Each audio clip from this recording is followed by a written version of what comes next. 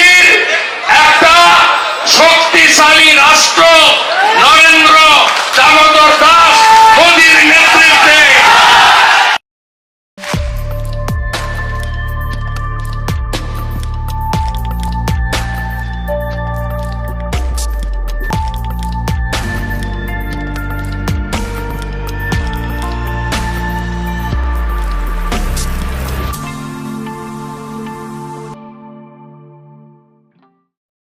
মির্জা ফখরুল কইছে না পশ্চিমা শক্তি বিএনপি ক্ষমতা দেখতে চায়, মনে আছে না? আবার শোনেন। বিএনপিকে দেখতে চায় এখন আন্তর্জাতিক বিশ্ব এবং বাংলাদেশের মানুষ। আচ্ছা, আপনাদের মনে ইচ্ছা আছে না ভারত কাকে বাংলাদেশে ক্ষমতায় দেখতে চায়? আমি আজ দেখামো ভারত কাক ক্ষমতার দেখতে চায়। কোন ষড়যন্ত্র তত্ত্ব না, একেবারে ফ্যাক্ট দিয়ে দেখামো ইন্ডিয়া কাক ক্ষমতার দেখতে চায়। তাহলে আমগারে কোনটি দেখা লাগবি?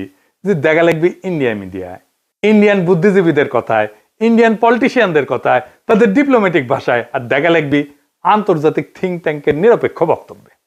আসেন দেখি ইন্ডিয়ান মিডিয়া থিঙ্ক ট্যাঙ্ক কি করছে। থিঙ্ক ট্যাঙ্কি শুনলে আমার আবার গুয়ের ট্যাঙ্কের কথা মনে হয়ে যায়। যাই হোক, আসেন দেখি। প্রথমে দেখি টিভিএস এর একটা স্টোরি। মোটামুটি সবকিছু একসাথে করার চেষ্টা করেছে তারেক রহমানের দেশে আসা নিয়ে ইন্ডিয়ান মিডিয়ান নিউজ গুলো। টাইটেল দিছে Tarique Rahman homecoming, a view from India. Tarique রহমানের দেশে ফেরা ভারতের দৃষ্টিতে। তারা বলতেছে এটা potentially game changing political moment, মানে রাজনীতির গতিপথ বদলাই দিতে পারে এমন মুহূর্ত। এখানে ওরা করছে, একটা পত্রিকা লিখেছে, ইংরেজিতে লিখেছে, ইংরেজি যেহেতু লিখেছে ঠিকই লিখেছে, তাই না? এটা বাংলা করলে বোঝা যায়।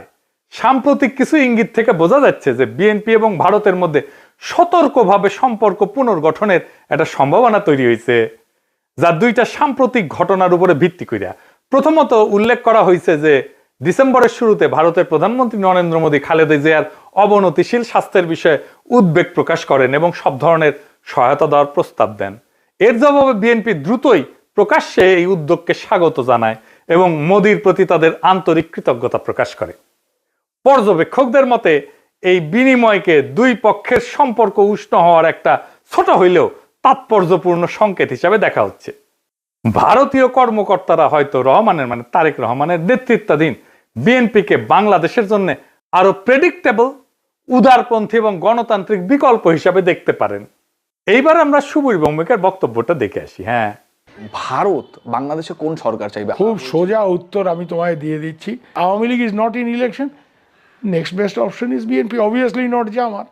তারা অলরেডি 50 লাখ লোক নিয়ে জেহার টেয়াদের হুমকি দিচ্ছে। ফলে জামাত অবভিয়াসলি ইন্ডিয়া চাইবে না। অত অনেক কথা, ডিপ্লোম্যাটিক কথা বলে তো লাভ। কানেকশনটা হচ্ছে 71। আমরা একসাথে, আমার সৈন্য এবং মুক্তিযোদ্ধারা রক্ত ঝরিয়েছে, সেই সুবাদে Awami League. This is the historical fact. তো এই জায়গাতে হঠাৎ করে আজকে অন্য কিছু ডাইনামিক্স চলে আসবে, এটা তো আশা করাটাও ভুল। কিন্তু যে গভর্নমেন্ট আসবে তার সাথে ইন্ডিয়াকে তো ডিল করতে হবে। দেখেছেন? এবার আরেকটা স্টোরি দেখি। ঢাকার রাজনীতি শেখ হাসিনার বাইরে সরে যাওয়ায় ভারত হাত বাড়াচ্ছে বাংলাদেশ জাতীয়তাবাদী দলের দিকে। এখানে বলা হয়েছে মোদী যে খালেদা জিয়ার স্বাস্থ্যের খোঁজ নিচ্ছে, সেটা হইতেছে সিগন্যাল যে বিএনপির সাথে এনগেজ হইতেছে ইন্ডিয়া হাই লেভেলে। বুঝে চাও? ডেকান হেরাল্ডে কয়া হইতেছে বাংলাদেশে শেখ হাসিনার বিকল্প হিসেবে তারেক রহমানের বিএনপির দিকে ঝোঁকের ইঙ্গিত দিচ্ছে ভারত। তো এই যে সম্পর্ক, এটা অনেক আগে থেকে শুরু হয়েছিল। এইটা ইন্ডিয়ান ফরেন মিনিস্ট্রির ব্রিফিং এ একটা প্রশ্ন ওঠে। একজন জার্নালিস্ট এটা প্রশ্ন করে।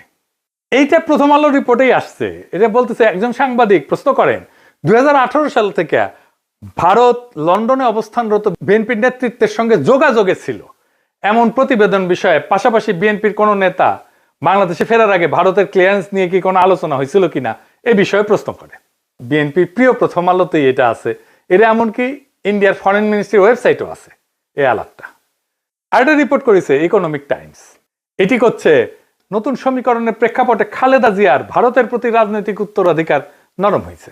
এটা ইংরেজিটা খটোমটো হয়েছে, মানে খালেদা জিয়ার উত্তরাধিকারী ভারতের প্রতি নরম হয়েছে। ডিপ্লোম্যাট একটা রিপোর্ট করেছে, জিয়ার জন্য মোদী আন্তরিক প্রার্থনা জানাইছেন এবং বলছেন যে ভারত বিএনপি চেয়ারপারসনকে, যিনি সংকটজনক অবস্থায় আছেন, সম্ভব সব ধরনের সহায়তা দিতে প্রস্তুত। জিয়াকে পাঠানো তার বার্তাটি শুধু সৌজন্যতার সীমায় আটকে নাই বলেই মনে হয় এবং অঞ্চল জুড়ে বিশ্লেষকরা দ্রুতই এর রাজনৈতিক গুরুত্ব অনুধাবন করেছেন। এটি ব্যাপকভাবে প্রতীকী হইলেও সচেতনভাবে কূটনৈতিক উদ্যোগ হিসেবে ব্যাখ্যা করা হয়েছে। একটি সংকেত যে ভারত বাংলাদেশের পরবর্তী সরকারের সঙ্গে উষ্ণ সম্পর্ক গড়ে তুলতে প্রস্তুত, যা এই মুহূর্তে জিয়ার বিএনপি গঠন করতে পারে বলে মনে হইতেছে। দা উইক বলছে, কেন তারেক রহমানের ফেরা ইন্ডিয়ার জন্য খুশির খবর, তারাই লিখেছে।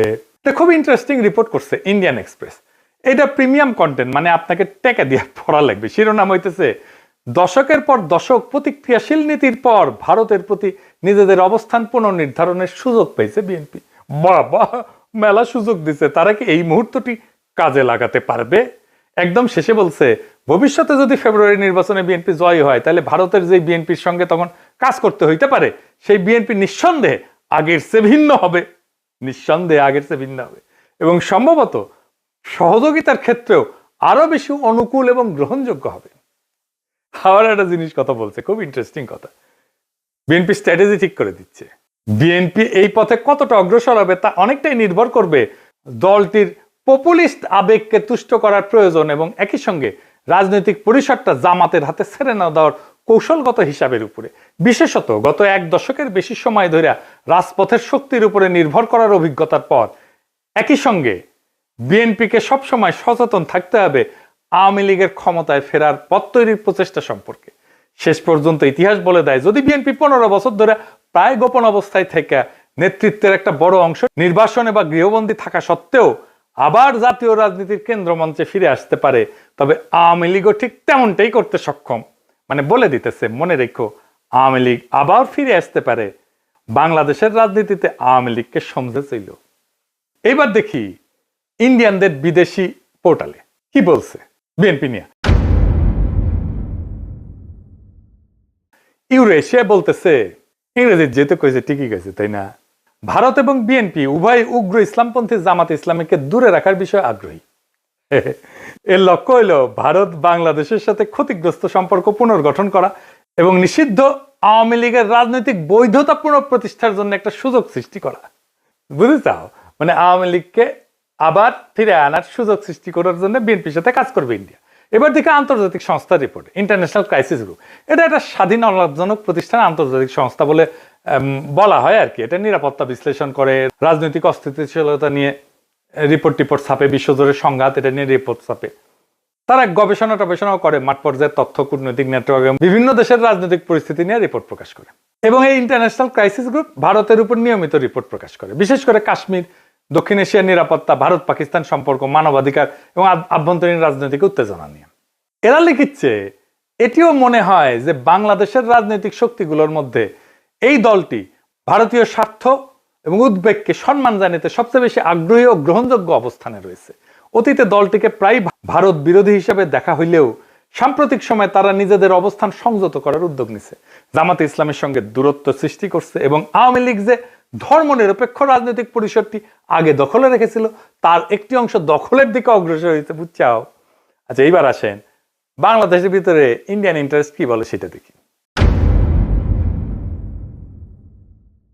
বাংলাদেশে কারা ভারতের স্বার্থ রক্ষাকারী? বাংলাদেশের দুইটা পত্রিকা মূলত ভারতের স্বার্থ রক্ষাকারী, বন্দের আলো আর দিল্লি স্টার। এরা এখন তো বিএনপির ক্ষমতা আসার কথা বলতেছে, বিএনপির গুণগান এমন ভাবে গাইতেছে যে মনে হইতেছে এটার মালিক এখন বিএনপি। এরা যাকে ক্ষমতায় দেখতে চাইবে, মনে রাখবেন ইন্ডিয়া তাদের ক্ষমতায় দেখতে চাইতেছে। আপনারা দেখবেন প্রথম আলো, দিল্লি স্টার ক্রমাগত বিএনপির নেতাদের, বুদ্ধিজীবীদের লেখা ছাপতেছে। আপনি দেখতে থাকবেন, এরপরে শুরু হবে যারা এতদিন আওয়ামী লীগের পক্ষে লিখতো, সোহরাব হোসেন, টোহরাব হোসেন ইত্যাদি। মিজানুর রহমান তো মারা গেছে, সে থাকলে আর সেও লেখা শুরু করতো। তারা প্রথম আলোতে বিএনপির পক্ষে লিখতো। তাই প্রথম আলো, ডেইলি স্টার ভারতের রাজনৈতিক অবস্থানের এটা লিটমাস টেস্ট। জানেন তো লিটমাস টেস্ট এটা কেমিস্ট্রির কথা, ক্ষার আর অম্ল চেনে আর কি, এটা কাগজ দিয়া। তাহলে এখন মনে হইতেছে প্রথম আলো, দিল্লি স্টার বাংলাদেশে থাকাই উচিত। এত সহজে ইন্ডিয়ার অন্দর মহলের খবর আমরা কিভাবে পাবো? ওদের কাছ থেকে যেটা পাবো সেটাই বুঝে নেবো এটা ইন্ডিয়ান খবর। আপনি দেখেন 2025 নিয়ে একটা ছবি আঁকছে প্রথম আলো। এর মধ্যে প্রথম আলো, ডেইলি স্টারে আগুন নিয়ে তো কান্নাকাটি আছে, কিন্তু সবচেয়ে উজ্জ্বল ছবিটা তারেক রহমানের। উনি ভার্চুয়াল থেকে রিয়াল হইতেছেন আর যাইতেছেন উড়িয়া ভোটের বাক্সের দিকে। পিছে তারেক রহমানের বিড়ালের ছবিও আছে। প্রফেসর ইউনূসের পাশে গরিলা দুর্মুষ পেটা করিচ্ছে, কিন্তু হাসিনার ছবিটা দাদির মতো নির্মল, কত ভালো মানুষ।